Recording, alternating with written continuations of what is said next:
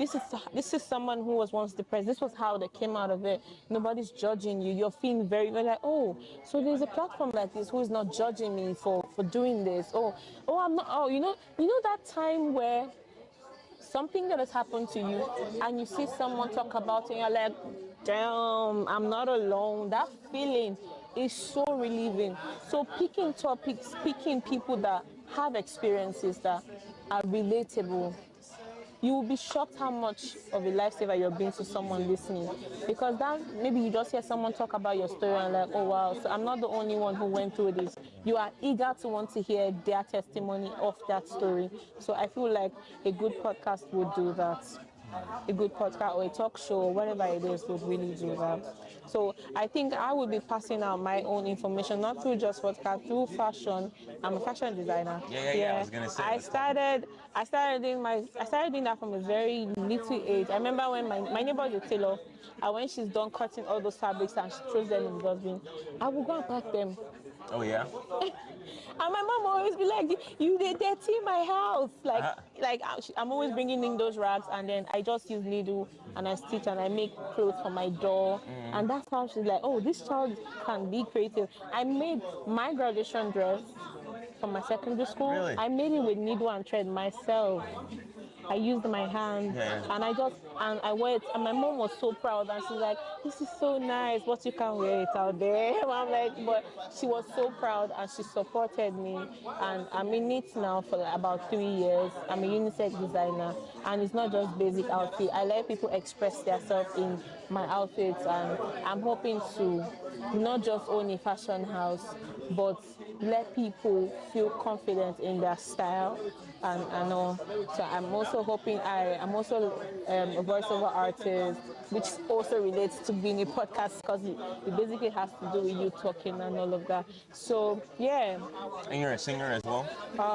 Yeah, the whole singing thing, we all started from church. You go to church, you join the choir, and then you're like, okay, should I take it as a career? But it's not a profession, but I just do it for fun because when I'm angry, I sing. When I just want to ease off some certain pain or distress, I just sing or I listen to songs. Yeah.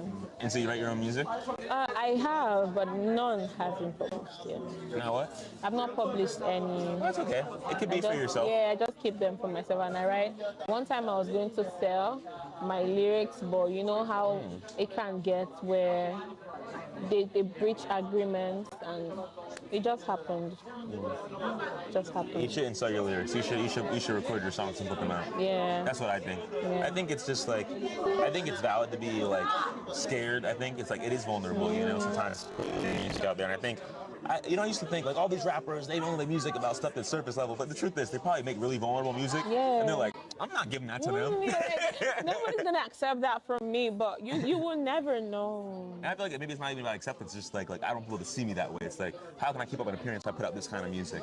And so I think it's like, are you more committed to the appearance, or are you more committed to like the people that resonate with you, really getting to know you and like get something from you expressing yourself, like what the podcasts are saying, right? Yeah. Like maybe a young person really get a lot from hearing a certain conversation. But if that artist never puts out that song, the only things they're putting out are things that are talking about drugs and sex, and they're at the strip club, and it's like, what are those kids getting from that kind of music, But when you take a moment to let down your guard, to be vulnerable, maybe that's a young person that now it's more vulnerable being vulnerable themselves, asking for help, asking questions they weren't willing to ask before. Yeah. So I think it's like, I always say, if you're an artist and you write music, like, you should put your music out. Yeah. And I think when it comes to the music industry, mostly here in Africa, we are more sexist about our music, and it's quite disheartening. So talk about what you mean by that. We are more, okay, let me use my country. Yeah, for please. instance, Nigeria.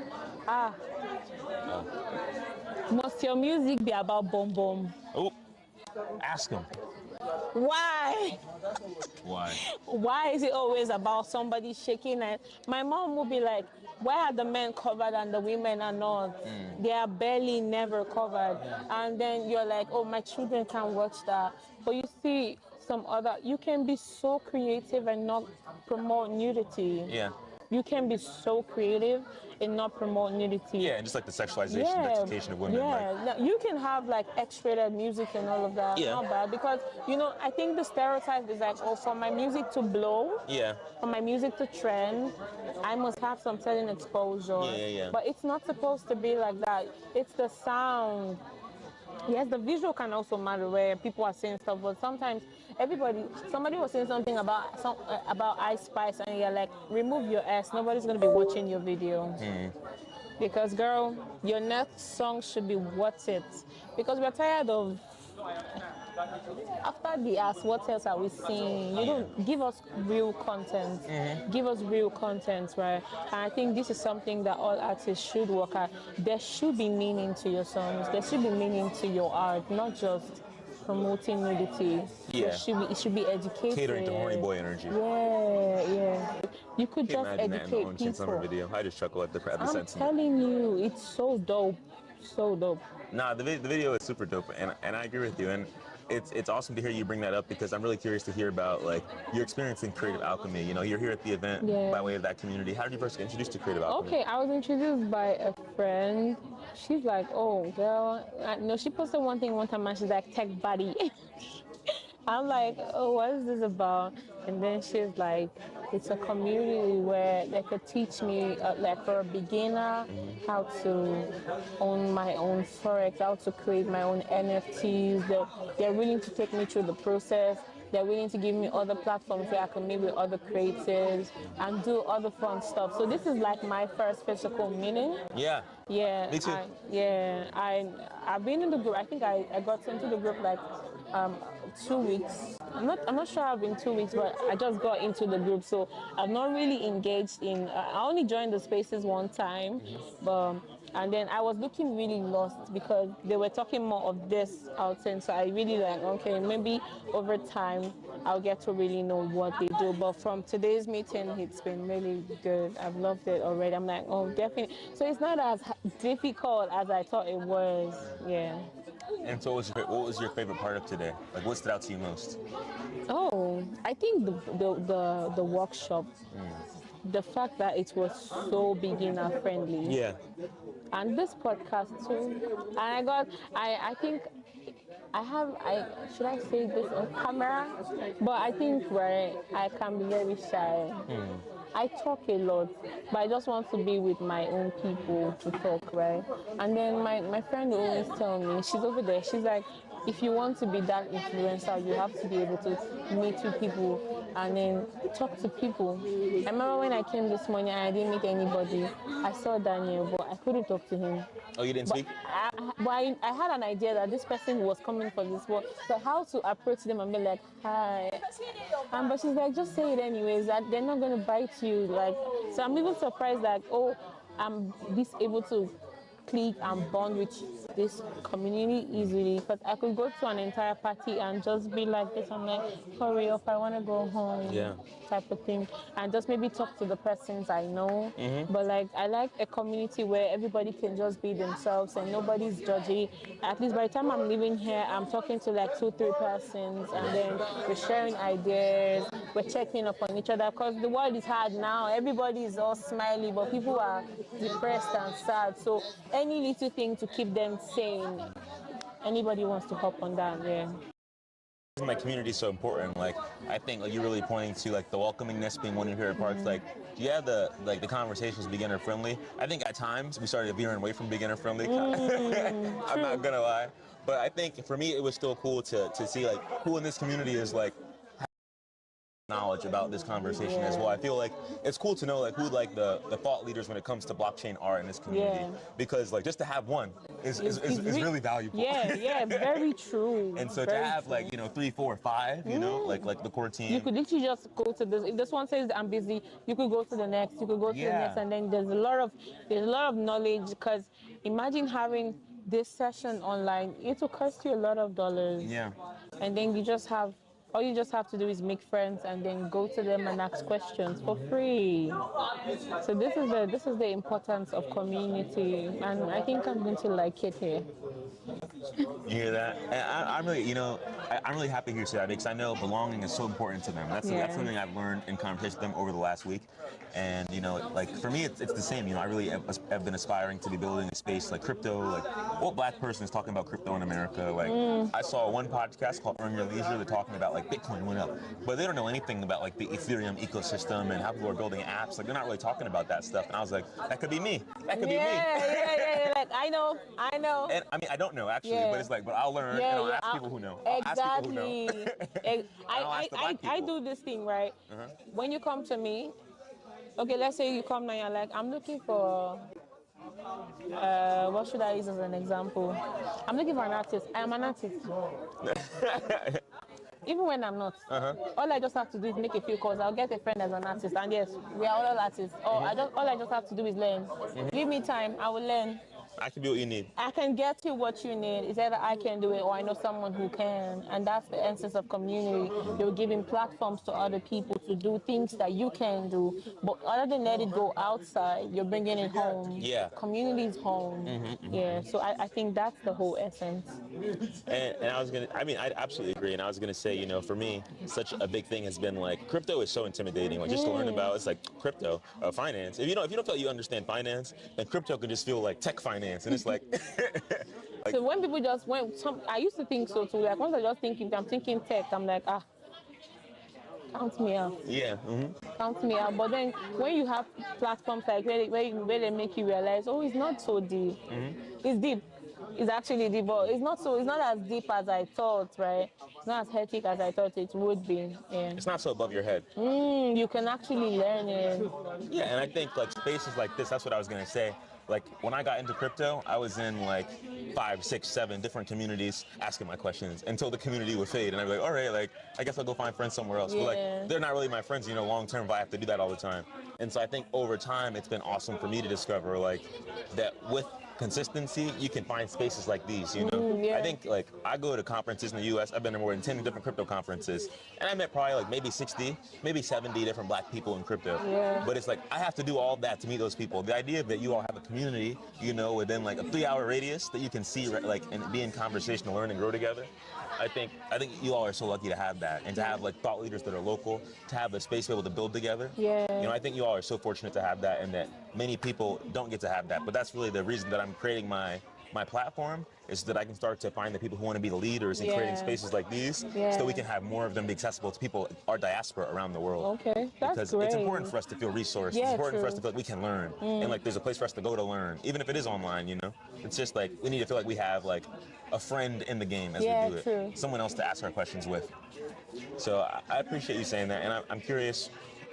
How do you feel like the Nigerian culture fits into your creative expression and your vision for this platform that you want to create? Okay, Nigerian culture, we are very colorful, we are very creative. You'll be shocked at how much you can do. All you just have to do is ask questions, right? So like I said, I would like to express myself more in style, in styling people, and then putting out my own designs. And then when it comes to the talk part of it, like my podcast and all, I also want to like give out platforms to young individuals to be able to express themselves in diverse forms, in those places where you best feel you can express yourself, right? If I can talk better in tech, you can talk better in something else, and everybody has where their strength lies. Look for people in their strengths and just let them bloom there. Let them bloom there, and then I already have a brand, Rush Adon. You can check it on Instagram. Okay. I just style people. I style women. I style men. Whatever representative, you just make them feel beautiful. You make them feel unique in whatever the child they choose to show themselves in. So that's what I plan to do. I can tell you that. It's been really nice to hear you talk about your vision of a podcast and the kind of conversations that you would have when you talk about music and the sexism, and like how there's room for cultural progress, for it to be a space that promotes things that actually serve people.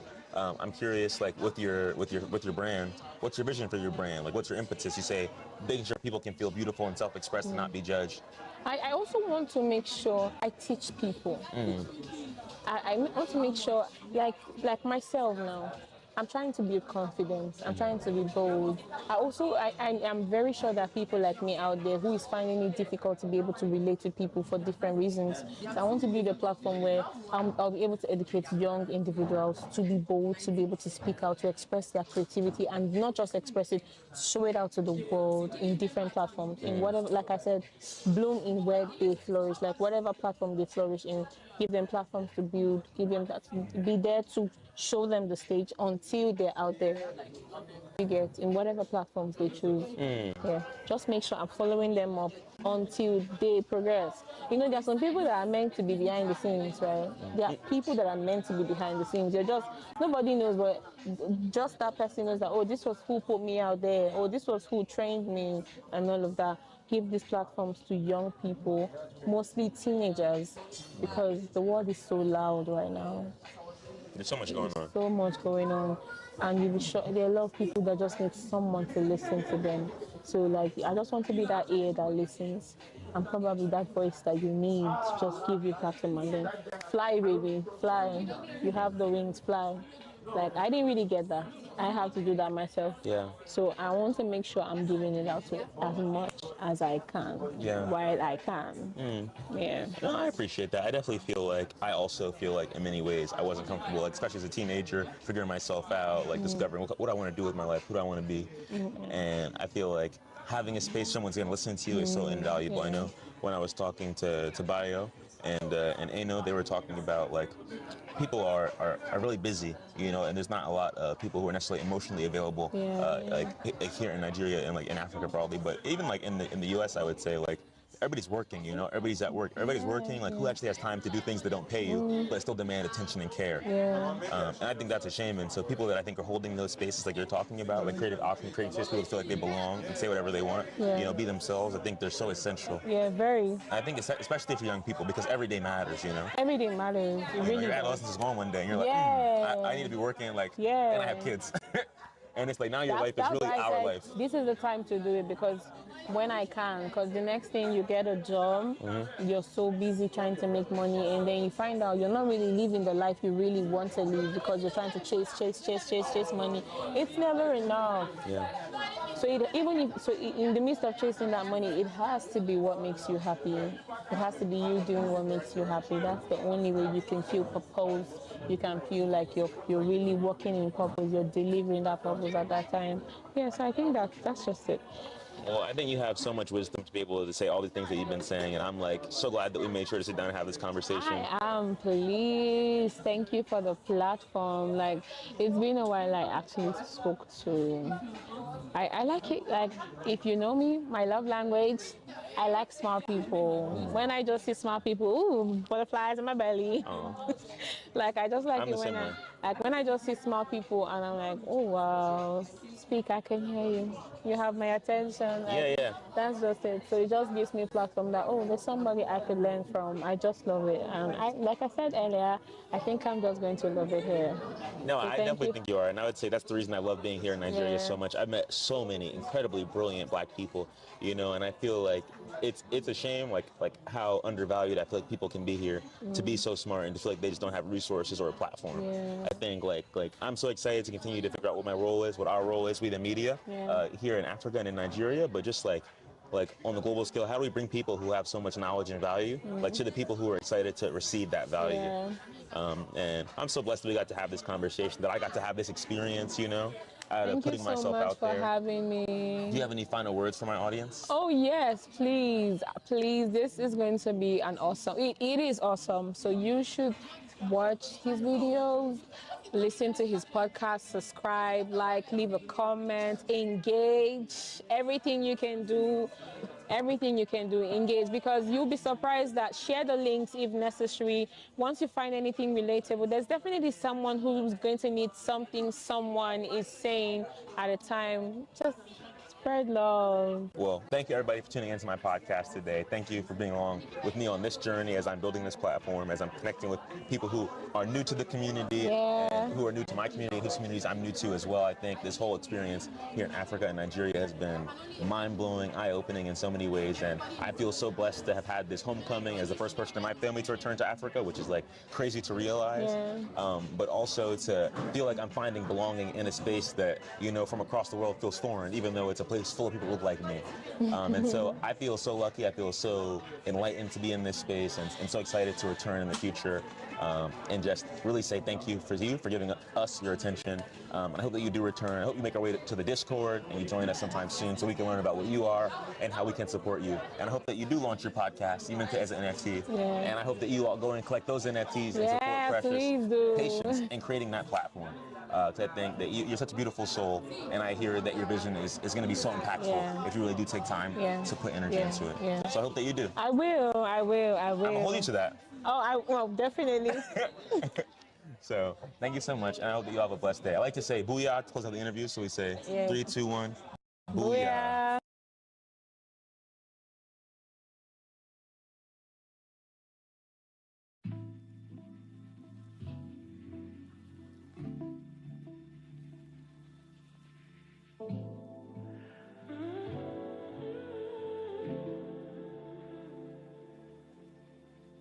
Take up some space.